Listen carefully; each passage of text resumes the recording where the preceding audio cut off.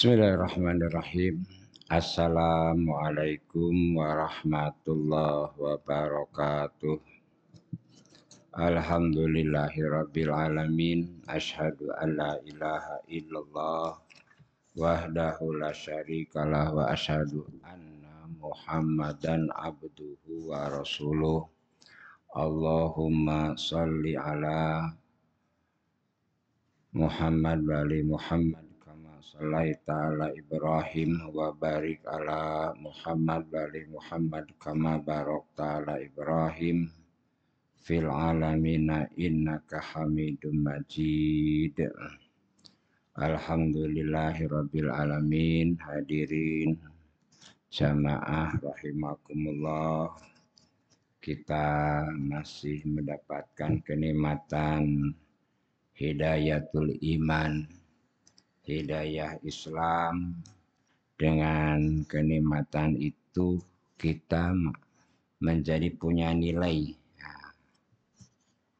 Tidak akan punya nilai sama sekali yang hidupnya tidak punya iman.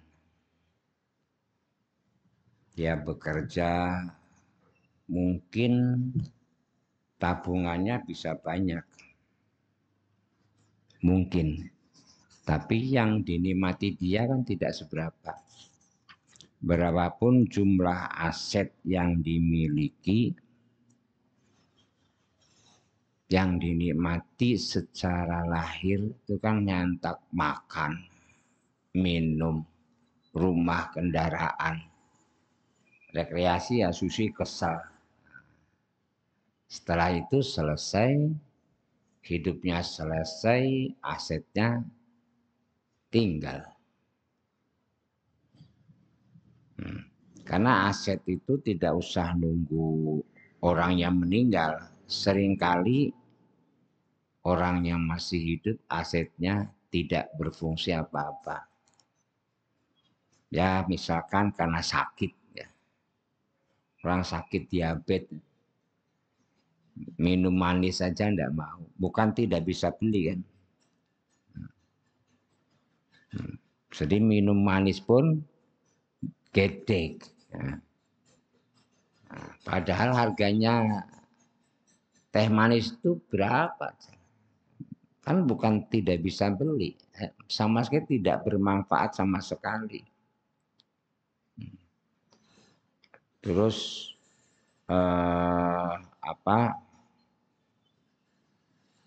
hipertensi, kon mangan duren gede ke, tak jajake ra gelem mbak. Mangan sate kambing gede meneh. Nah, jadi itu menjadi, terus apa mananya aset itu? Nek wis kaya ngono itu masih hidup orangnya, masih hidup. Beli baju terus yang dipakai tak sesetel. Mana ada orang saking kayanya memakai baju 10 setel sekaligus. Kalau ada ya langsung rumah sakit jiwa.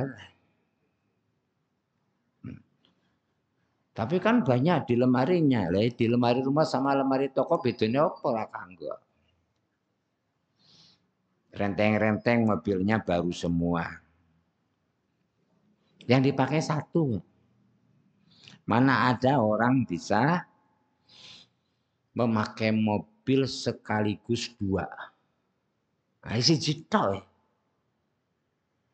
Berapapun jumlah mobil kendaraan mereka pakai ini si jitok.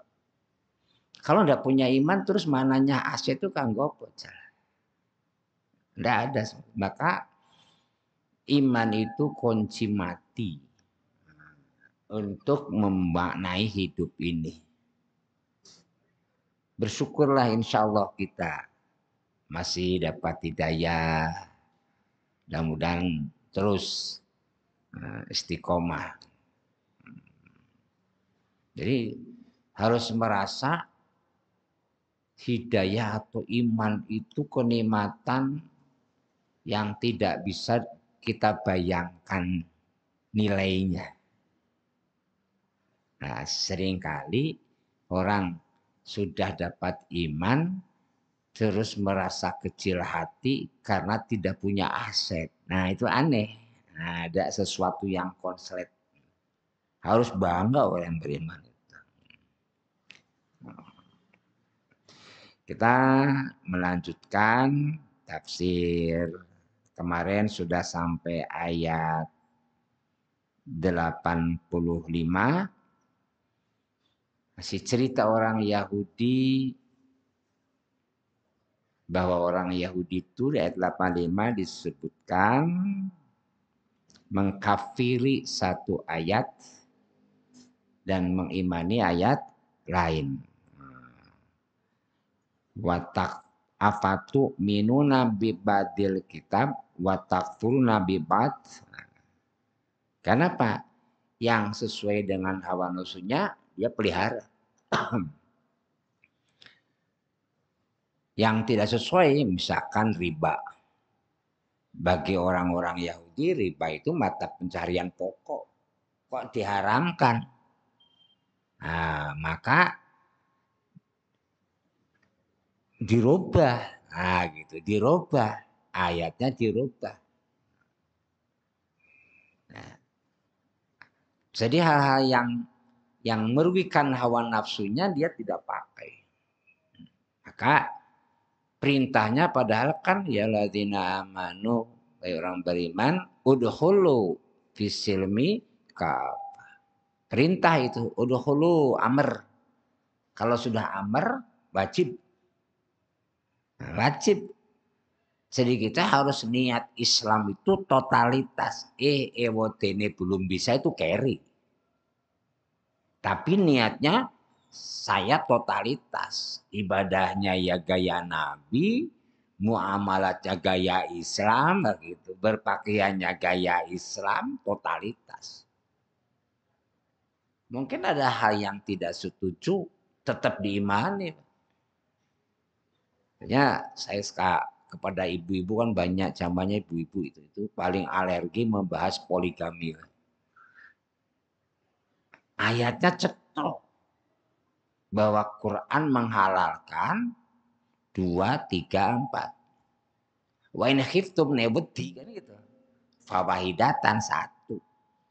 Gak boleh lantas ditutup ini tidak berperibuan dosa itu ngenyegusi Allah namanya. Tetap diimani. Kan bukan perintah itu. Bukan perintah. Laki-laki harus punya istri lebih dari 1. Bukan perintah. Nek pingin duwe boleh. Sehingga orang yang punya istri lebih dari 1 bukan alasan sunnah Nabi. Alasannya siji, pingin. Lah orang pingin rapopo. Nah, tapi tidak boleh mengharamkan yang dihalalkan Allah. Maka sambung ke ayat 80. Kenapa orang Yahudi itu seperti itu dari awal ya, kita cerita dari awal. Kenikmatan-kenikmatan orang Yahudi itu diselamatkan dari kekejaman Firaun dengan Nabi Musa itu. Bukannya bersyukur, kemudian berjalan di padang pasir, dikasih naungan awan supaya tidak kepanasan. Udah apa dimanja banget. Kasih mana salwa gitu. Wah luar biasa makanan itu. Malah mintanya ke timur, kacang ajas itu kan aneh-anehnya orang Yahudi. Jadi kenikmatan pilihan itu gitu. Jadi orang Yahudi betul-betul diistimewakan. Wa rafa'a ba'duhum fawqa ba'dun daraja. Betul diistimewakan. Nah, tapi karena dengan diistimewaan itu bukannya jadi iman malah jadi kufar. Bahkan jadi sombong sampai-sampai meyakini kami ini tidak akan bisa disentuh api neraka. Kalau toh disentuh hanya beberapa hari ayam ma'dudat. Nah, sampai seperti itu karena rumongso apa? Mbah-mbahku nabi-nabi kabeh. Itulah Yahudi. Kumpul Yahudi di Madinah. Kenapa? Sebetulnya orang Yahudi ngarep-ngarep adanya Nabi datang karena dijelaskan di Tauratnya bahwa akan ada Nabi terakhir penutup para Nabi dan bermukim di tempat yang menghasilkan kurma. Maka orang Yahudi awal-awal nggak ada yang di Mekah. Nah, jadi keingkaran orang Mekah itu kafir Quraisy. Kalau di Madinah Yahudi. Jadi penguasa Yahudi sebelum Rasulullah Madinah itu Yahudi sebelum Rasulullah datang. Kenapa seperti itu? Nah, disebutkan ayat 87-nya ulaika, mereka itu alladzina, yaitu orang-orang ishtarawul hayatud dunya bil akhirah, yang menukar hidupnya dunia dengan akhirat. Wala yukhaffafu, maka tidak akan diringankan anhum dari mereka azab walahum yungsurun, dan tidak akan ditolong. Ayat 86 Al-Baqarahnya. Jadi penyebabnya apa sih mereka itu? Nah, karena orientasinya dunia, akhirat ditutup, pokoknya ento duit titik. Tidak berpikir akhirat. Sehingga akhiratnya diijoli dunia. Padahal dunia itu apa sih artinya? Kalau Rasulullah mengumpamakan dunia dan akhirat, tatkala kita pergi ke pinggir laut, ke Tanjung Mas ya. Terus telunjuk kita masukkan ke air laut, telunjuk kita. Kan mesti basah. Nah, telunjuk masuk air laut, basah tuh. Kalau basah itu berarti di telunjuk ada air laut. Lah, air laut yang nempel di telunjuk itu dunia. Air laut yang tersisa di lautan itu akhirat. Kita ngomong satu banding piro antara air laut yang di telunjuk dengan yang di dunia. Loh kok diijoli? Dia lemparkan air laut yang banyak itu, dia ngambil laut yang di telunjuk itu. Kan bahasa kita BODO tuh. BO bo, DO do, woco dedel.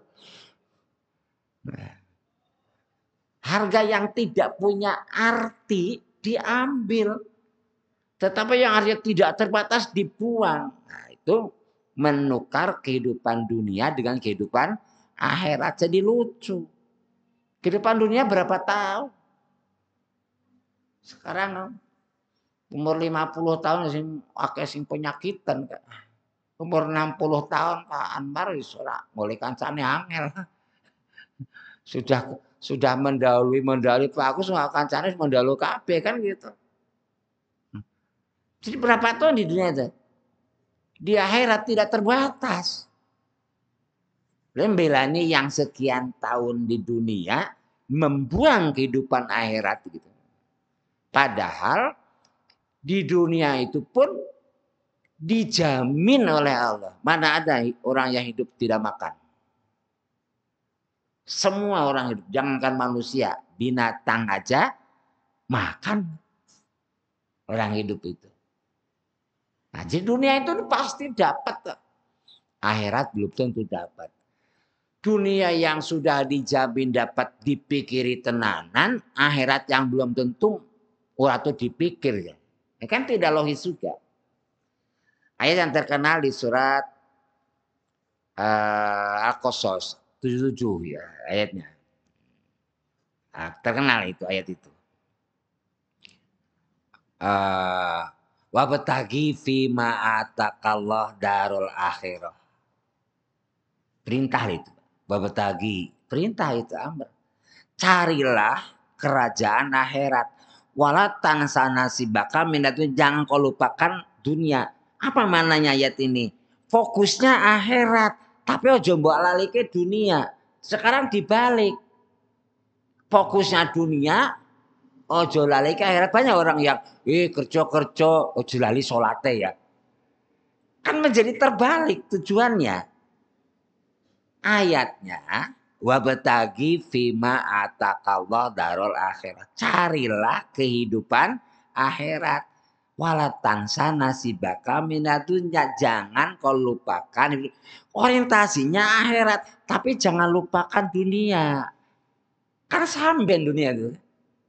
Seperti kita kalau mau silaturahmi misalkan ke Jakarta silaturahmi itu dipesan engkau mampir ya ke sedulurmu, kan bukan tujuan utama. Nanti saya mau ada acara nih di hotel di Jakarta. Nah, itu tujuannya utamanya. Ojo lali mampir. Nah, ini terbalik kehidupan kita. Banyak yang terbalik. Orientasinya dunia. Bahkan banyak yang tidak bukan dari terbalik. Lali akhiratnya. Pokoknya halal haram seperti itu duit. Kan lali akhiratnya. Itu menukar kehidupan dunia dengan akhirat. Lucu. Lawang, karena hadis Nabi gini, siapa orang yang orientasinya akhirat, dunia akan datang menghampirinya.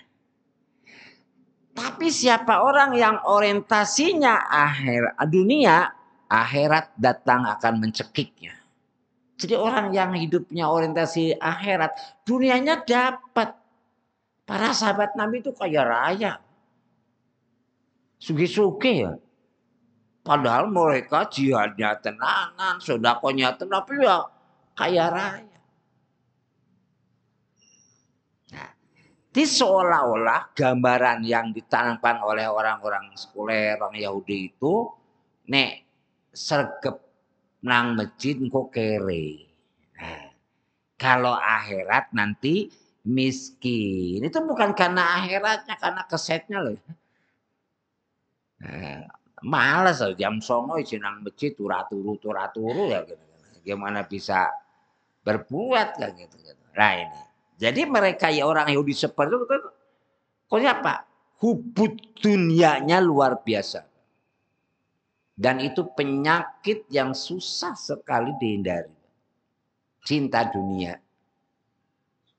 Nah, ini luar biasa. Minimal saya lah enggak tahu Bapak Ibu itu. Sholat khusyuk angel. Pengennya sholat khusyuk. Nanti sebelum sholat berdoa. Rabbi a'udzubika min hamajati syayatin. Berdoa supaya tidak ada setan datang. Lagi sholat tetap ngalor ngidul pikirannya. Angel. Sholat khusyuk itu susah. Pertanyaan silakan diamati. Waktu ngelamun mengganggu sholat khusyuk apa? Yang terpikir dunia. Nah, saya perlu waktu ngaji itu kayaknya mengatakan selama hubud dunia tidak mungkin bisa sholat khusyuk. Semakin hubud dunia masih sholat. Alhamdulillah masih sholat. Tapi sing digambarkan lione kayak gitu. Dalam mahasiswa itu kan bisa garap soal matematik waktu sholat rampung ya. Nah, ibu-ibu bisa bayangkan resep masak. Bisa nemu penyebabnya apa. Makanya no istilah anekdot itu boleh kunci di luar sholat orang ketemu waktu sholat kelingan. Oh nakon lo ya. Karena butuhnya Pak. Jadi orang-orang yang butuhnya dijamin lah orang ngerti pintu masjid walaupun pintu masjid gede-gede loh. Mana ada masjid pintunya kecil. Tapi orang butuhnya walas ngapain ke masjid. Kalau toh masih sholat merasa cukup sholat di rumah dan tidak jamaah. Wih rumusnya wis paling hebat saya di Indonesia. Aku di sholat lah. Nah, rumusnya paling hebat. Memang rumusnya gini. Orang yang imannya kuat. Mereka itu dosanya kecil tapi rumongsonya banyak. Tapi imannya tipis, dosanya banyak, rumongsonya dosanya cilik. Nah itu hati-hati, kita ada di mana itu. Terus tonton waktu berdoa. Orang yang hubud dunia, masih doa sama Allah, ini tidak syirik. Doanya orientasinya dunia. Kalau istighfar, lewat. Sallallahu, amin. Tapi ini jalur utang, lunas, setangis-nagisan. Itu orientasi dunia saja sudah berbeda antara yang hubutunya yang dengan yang orientasi akhirat. Dunia media tinggal. Itu kan ceramahnya gampang, tapi ngelakonnya nggak karuan. Sehingga tatkala dia menukar dunia dengan akhirat, akhirat ditinggal, dunianya diambil, maka pasti tidak ada aturan lagi dalam hidupnya. Dan juga tidak peduli orang lain itu susah atau tidak, menzolimi atau tidak, yang penting saya dapat, itu pasti ke sana. Nah, biasa. Ora nek sikut-sikutan lumayan antem-anteman. Sengaja itu antem nendang yang penting nggak dianya dapat. Makanya yang bersaing itu curang, waktu politikusnya kotor gitu, waktu bermuamalah malahnya tidak jujur, nukar apa timbangan dirubah-rubah dan sebagainya. Wah, macam-macam sudah. Jadi konsep hidupnya dunia mesti kacau. Itu tanda bahwa masyarakat yang inilah orang Yahudi seperti itu. Maka ada seorang ulama mengatakan ini bukan mungkin itulah apa yang menyebabkan orang Yahudi itu dilaknat oleh Allah. Tadinya mau dijadikan orang-orang hebat, tetapi karena seperti itu Allah tinggalkan, maka munculkan orang-orang yang takwa umat Kanjeng Nabi. Nah gitu. Dan di akhirat wala yukhaffafu anhumul adzab. Mereka tidak akan ada keringanan dari azab Allah. Melayung sundan mereka tidak tolong, tidak akan ada pertolongan salawase di sana. Nah, ini gambaran orang-orang Yahudi. Itu kan orang Yahudi, Bang. Bisa saja kita bukan keturunan Yahudi, tapi perilakunya koyo wong Yahudi atau lebih serem daripada wong Yahudi. Pelajarannya itu yang diambil. Nah, gitu.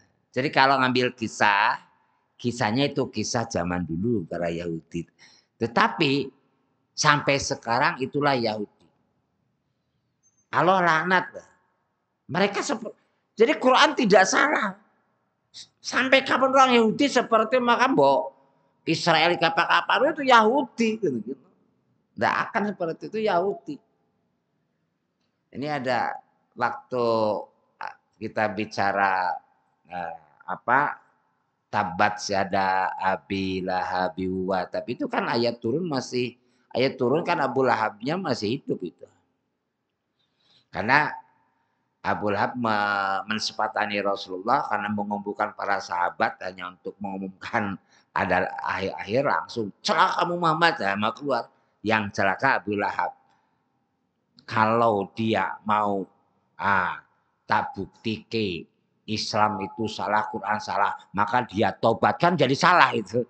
Nah, tapi Allah tahu tidak akan terjadi. Makanya Allah, ini orang Yahudi seperti itu. Sudah sekian 14 abad yang lalu turun. Sampai kapan akan seperti itu. Walaupun memang ada sebagian kecil tidak seperti itu. Qalilan istilahnya.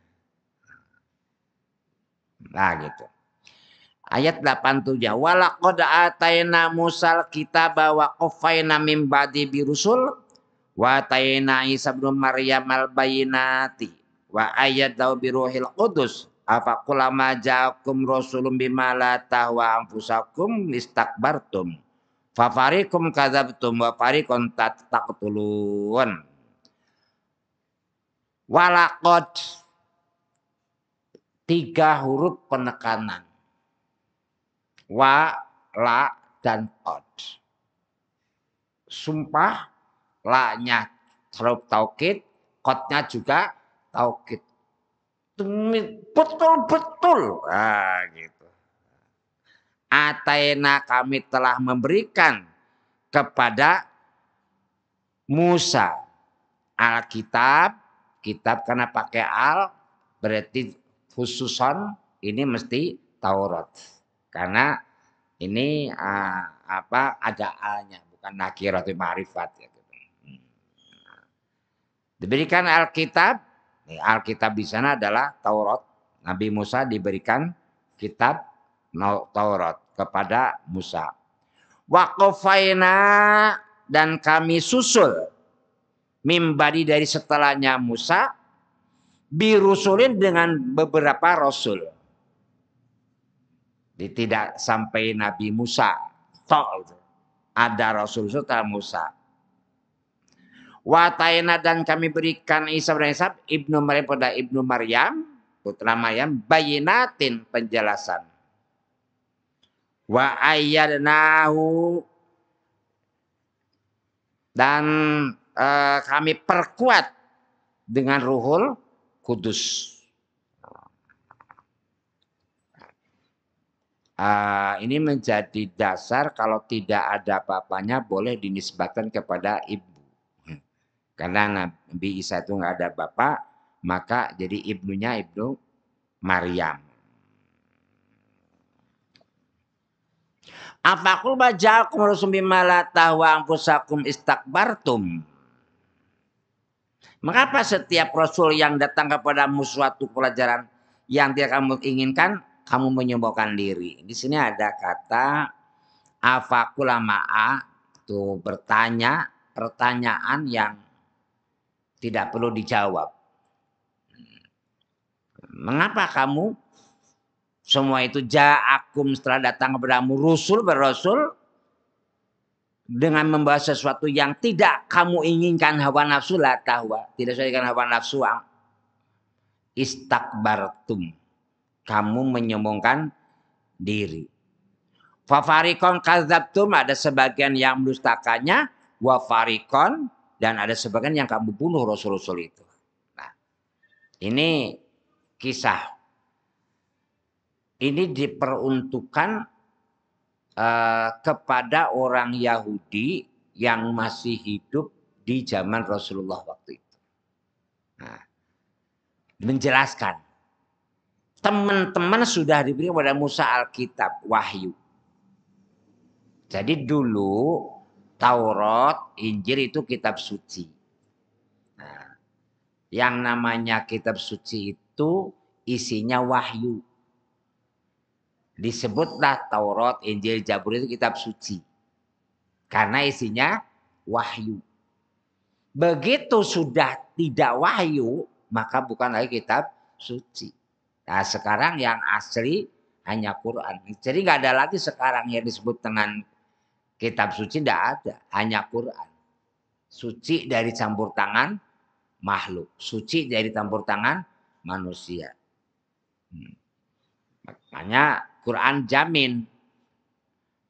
Allah menjamin akan memelihara Quran sampai kapanpun. Sudah terbukti 14 abad. Tahun ini sampai sekarang, satu huruf pun tidak ada yang hilang dari Quran. Tapi Allah tidak menjamin. Tidak menjamin Taurat, Injil, Zabur, dan kitab yang lainnya. Maka dirubah oleh pengikutnya sendiri. Oleh yang merubah itu ulama, kemarin kita bahas ayat 79-nya. Ya, gitu. Al-Baqarah 79-nya. Bahwa mereka menulis tangannya sendiri, tapi mengatakan ini adalah wahyu. Gitu.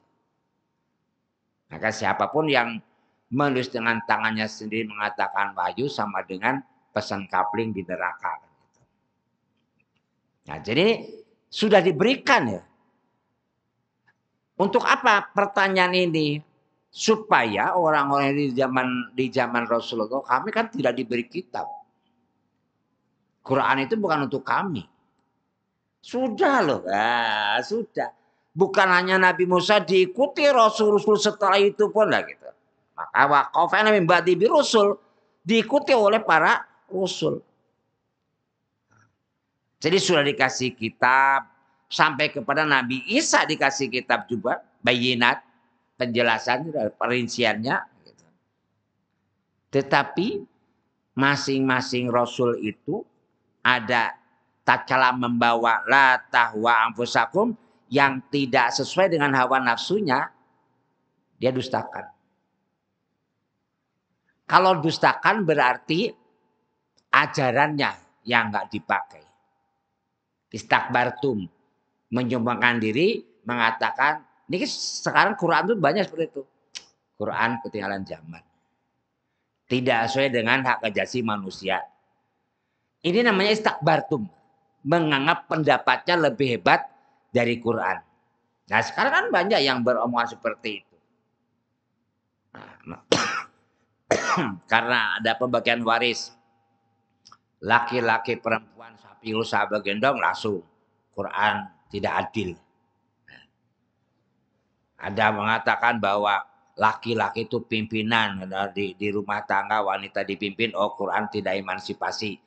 Jadi banyak sekali. Jadi walaupun orang Yahudi pada Taurat seperti itu, Quran pun sama seperti itu. Kenapa? Ini Israelia juga. Yang mengatakan lebih hebat pendapatnya daripada Quran. Itu istakbartum. Dia menyombongkan diri. Sehingga Quran itu dikesampingkan. Termasuk orang-orang yang menafsirkan Quran dengan hawa nafsunya. Banyak sekali. Orang yang menghalalkan riba itu kan utak-atik matuk dengan akalnya. Dengan akalnya. Atau suap menyuap itu kan otak sekarang karena sudah zamannya tidak masalah. Loh bagaimana? Justru kalau zamannya salah, Quran datang untuk membenarkan yang salah. Sumum hal yang umum tidak berarti benar. Rasulullah datang, waktu itu umumnya judi, perzinaan, macam-macam, wah macam. Justru datang itu untuk menjadikan benar barang yang salah.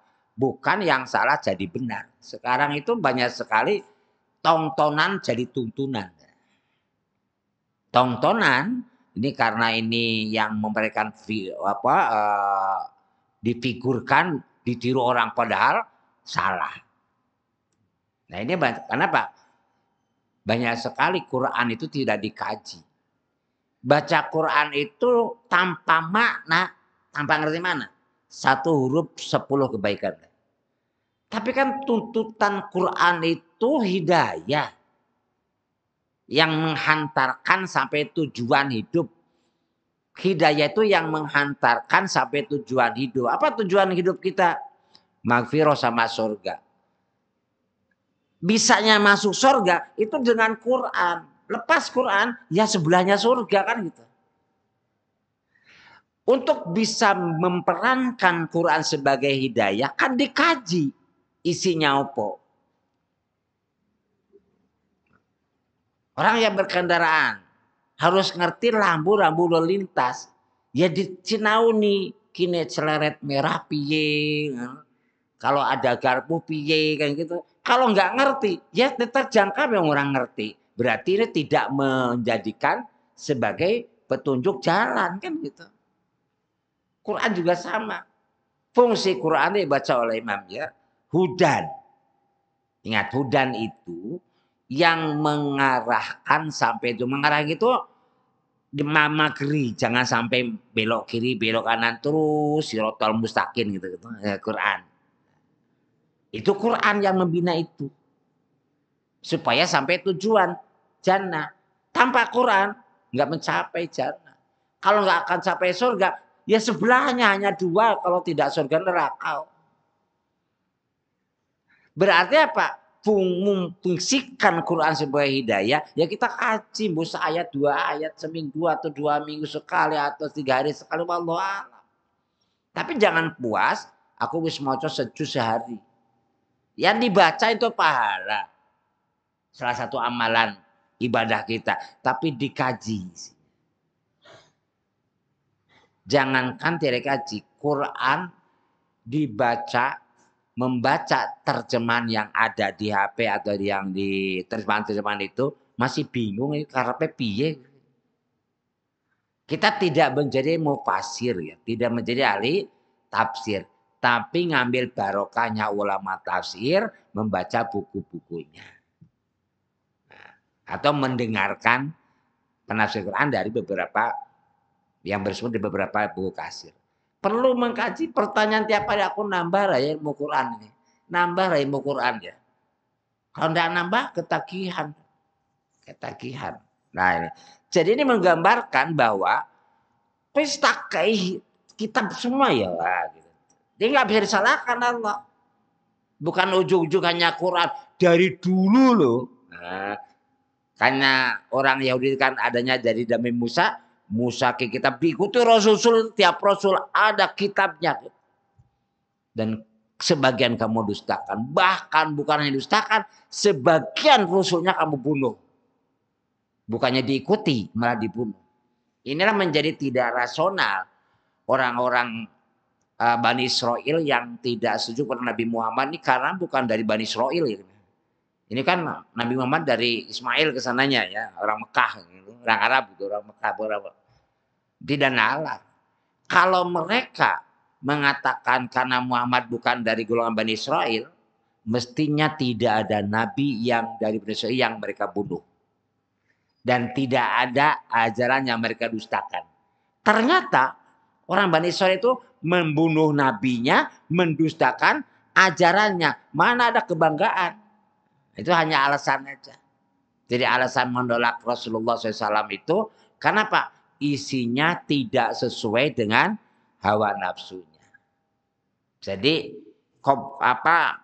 paket-paket tujuan duniawinya terganggu dengan ayat-ayat itu. Makanya tidak menambah apa-apa bagi orang di Quran illa khosaro kecuali hanya kerugian belaka. Jadi beban. Orang itu meneh. Jadi bukan bahagia mengerti Quran teh. Sembarang dilarang. Kalimatnya gitu kan. Dengan ngerti Quran, wah sembarang dilarang nggak. Padahal di Quran yang diharamkan, yang disebut, yang dihalalkan. Misalkan barang dihalalkan babi, darah, bangkai, dan yang tidak disebut dengan nama Allah. Kan yang disebut yang diharamkan. Berarti semuanya halal kan. Nah, jadi itu ngarang-ngarang semuanya. Nah, jadi ini pertanyaan bagi kita sekarang, apakah kita benar-benar mengimani Quran, tidak mendustakannya? Nah, itu yang menjadi poinnya bagi kita pelajarannya. GG kita ikut mendustakan aja Pak. Mengikuti pendapat-pendapat orang-orang yang menyalahkan Quran. Oh benar ya, Quran lebih suara cocok lah itu. Mulai istakbartumnya. Padahal hadisnya cetol. Tidak akan masuk surga yang dalam hatinya ada penyakit takabur walaupun hanya sebesar debu kecil. Nah, itu bukannya debu. Membangkang Quran, mendustakan Quran bukan hanya debu itu.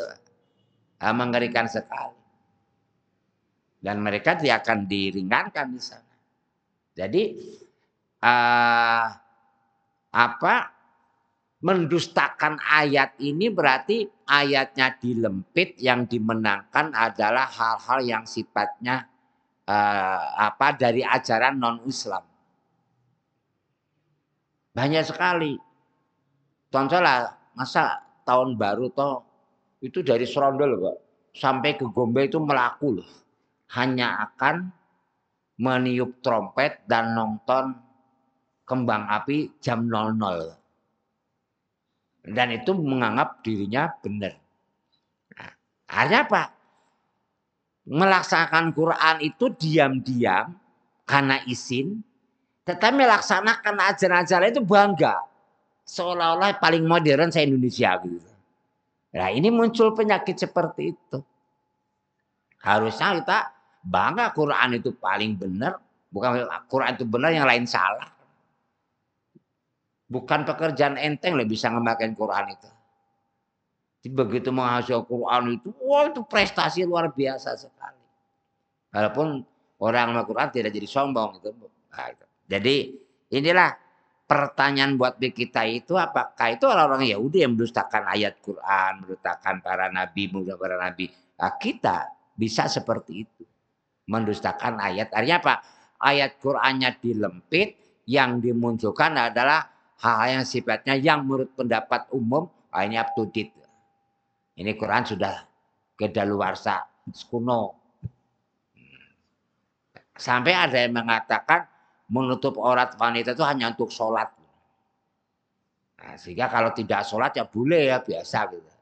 Nah, kalau sholat hanya sholat nutup aurat, kan di nutup aurat boleh kalau tidak ada orang lain, tidak pakai kerudung boleh di rumah gitu kan. Lah boleh enggak itu kalau tidak ada orang lain di rumah, sholat tidak kerudungan, tidak nutup aurat, kan enggak sah sholatnya kan. Sholat itu ada orang tidak orang harus nutup aurat kan, bukan untuk itu.